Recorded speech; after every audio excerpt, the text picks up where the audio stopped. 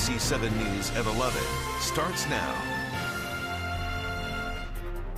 Good evening. Thanks for being with us. I'm Catherine Garcia. And I'm Mark Mullen. Good to have you here. Early next month, under the city of San Diego's vaccine mandate, police officers will have to be fully vaccinated. That deadline is December the 2nd, but when you consider fully vaccinated means 2 weeks after your second dose, practically speaking, they needed their shots by today. And according to the latest numbers from the city, a surprising number of San Diego police officers have not gotten their shots. NBC7's Dave Summers tells us what impact the mandate might have on the department. Brandon Gibson spent 10 years with the San Diego Police Department, most of that on the SWAT and sniper teams. It sounds like a significant career in law enforcement. Why did you quit? It all boils down to the vaccine mandate and the upcoming deadline. Gibson says he's not alone. Several of his former fellow officers are facing this difficult decision. People are not anti-vaccination or anything like this. This has nothing to do with political party lines or anything like that.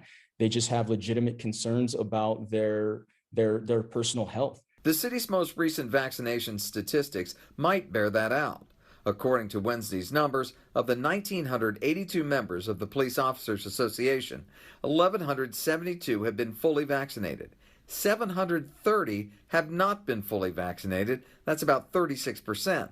And 80 haven't said one way or the other. The city threatened discipline if officers are not fully vaccinated by December 1st. It's definitely going to have a detrimental effect. We're already understaffed as a police department, and you're seeing that all across the state. The issue came up this week after the Police Officers Association president blamed a staff shortage for slow response times on Halloween.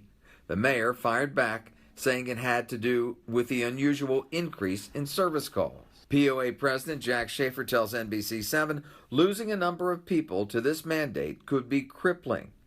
I don't know how we'll provide the level of service San Diegans are used to if we lose officers to vaccine mandates. Schaefer says the city has shown some willingness to compromise on that deadline.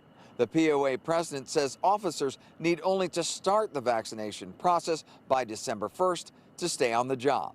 In Kearny Mesa, I'm Dave Summers, NBC7.